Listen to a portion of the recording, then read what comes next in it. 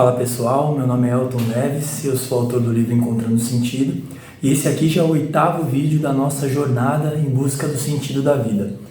Como é de praxe, gostaria de lembrar vocês que o livro já está disponível em algumas das maiores livrarias do Brasil e eu vou deixar os links aqui na descrição.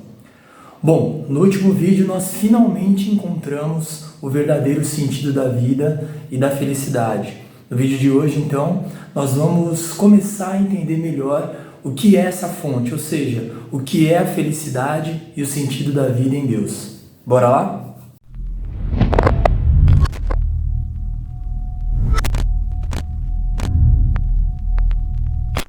Bom, pessoal, a ideia desse vídeo, então, é a gente sair de um conceito abstrato para um conceito mais concreto do que é a felicidade e o sentido da vida em Deus. Para isso a gente tem que retomar rapidamente aí algumas ideias que a gente viu até aqui. Nós vimos que em determinado ponto da história o ser humano se perdeu do seu sentido de vida. E a partir desse momento então é que se abriu aquele vazio existencial que ele tenta preencher procurando por objetos de desejo dentro de si ou nesse mundo exterior que o cerca. Mas a gente viu que ele nunca consegue encontrar uma satisfação plena. Isso porque, como nós vimos no vídeo passado, essa verdadeira fonte de sentido de vida não está nem dentro de nós e nem no mundo que nos cerca, mas está no Criador, como a gente pôde comprovar aí com a argumentação e com as reflexões de alguns pensadores. Então, naquele momento em que a humanidade se perdeu do seu sentido de vida, isso aconteceu, na verdade, porque ela se perdeu do relacionamento com Deus. E foi para esse relacionamento que o ser humano foi criado. Então, por isso ele se sente vazio. E se ele quiser restaurar o seu sentido de vida e a sua felicidade, ele precisa resgatar esse relacionamento. Então, de forma objetiva, se a gente quiser delimitar o que é o sentido da vida em Deus, nós podemos dizer que é esse relacionamento com o Criador, ou que está nesse relacionamento com o Criador.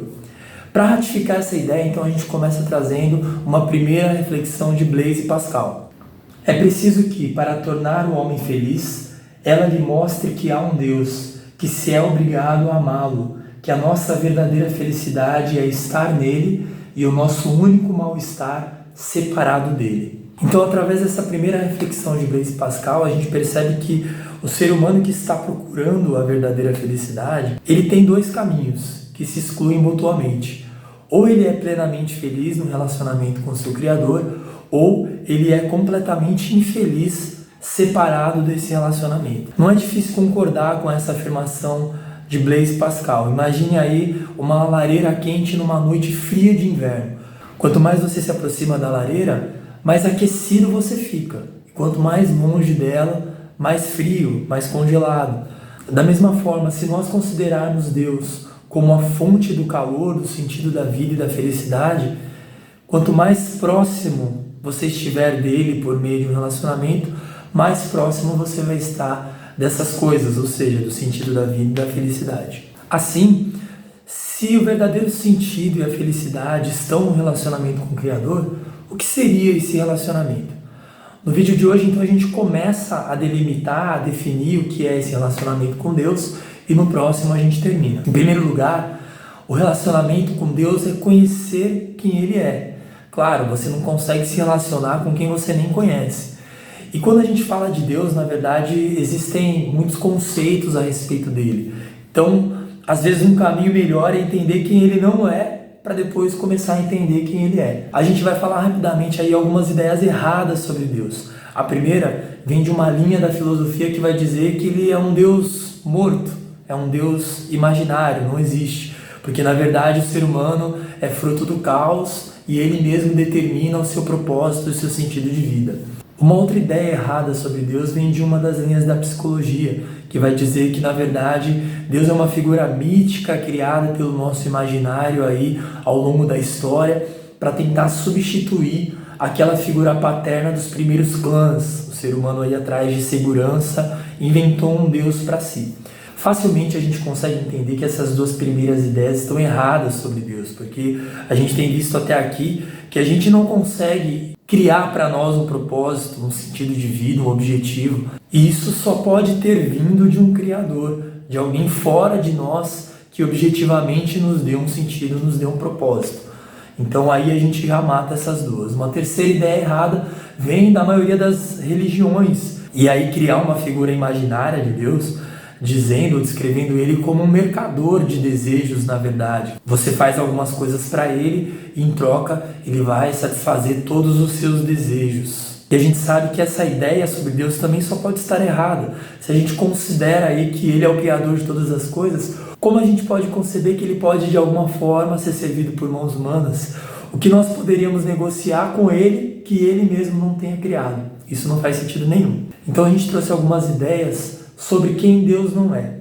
No livro, a partir desse ponto, a gente dá uma bela mergulhada nesse conceito de conhecimento de Deus, principalmente trazendo umas reflexões de Tomás de Aquino. Mas eu gostaria de destacar aqui pelo menos uma reflexão que se relaciona com essa questão de conhecer a Deus e o propósito fundamental da humanidade.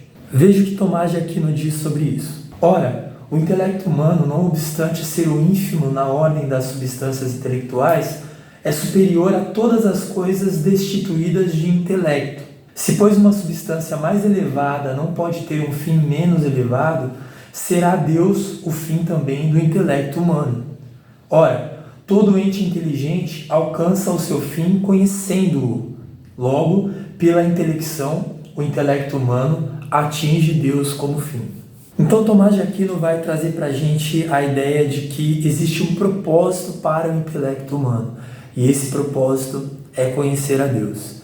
A gente vê aí que esse dom que o ser humano recebeu, esse instrumento que o ser humano recebeu, que o coloca no topo da cadeia alimentar e o diferencia de todos os outros seres vivos, tem um propósito. E o propósito é conhecer a Deus. E a reflexão que fica aqui é a seguinte: se o ser humano recebeu esse dom com um propósito, o que acontece se ele não usa esse dom para o propósito para o qual ele foi criado? E para responder essa pergunta, a gente traz a reflexão de um dos maiores filósofos da América, Jonathan Edwards. Esse conhecimento comunicado, que deve ser considerado referente ao fim último de Deus na criação do mundo, é o conhecimento de Deus pela criatura, porquanto esse é o fim de todas as outras formas de conhecimento. E até mesmo a faculdade do entendimento seria fútil sem ele. Então o que acontece se o ser humano não usa o dom da intelecção, do seu intelecto para conhecer a Deus? Ele vai se sentir fútil. Mais uma vez ele vai se deparar com um vazio. Então a gente percebe que existe uma fome natural no intelecto humano por conhecimento.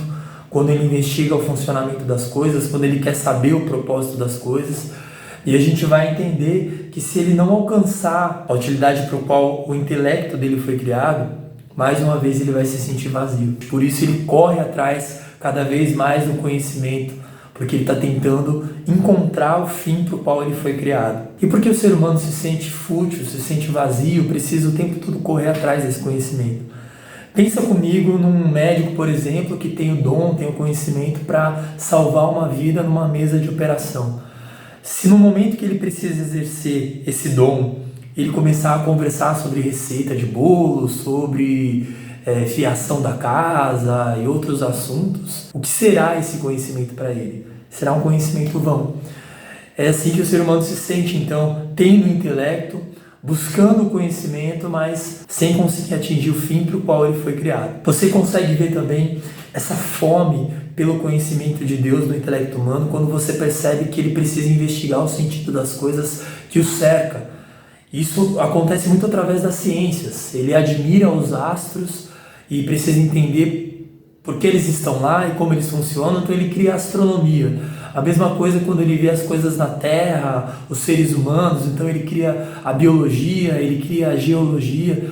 Tudo isso porque ele tem uma fome por conhecimento que vem de algum lugar, na verdade, desse propósito primordial que é conhecer a Deus. E ele sente muito prazer nisso, prazer em conhecer, em admirar, em conhecer, em admirar num ciclo do bem, porque ele está procurando por Deus através de todas essas coisas.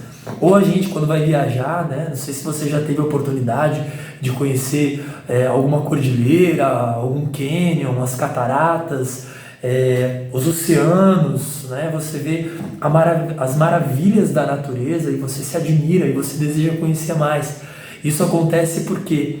Porque toda a criação, na verdade, aponta uma grande seta para o seu Criador, da mesma forma que a obra de arte aponta para o artista.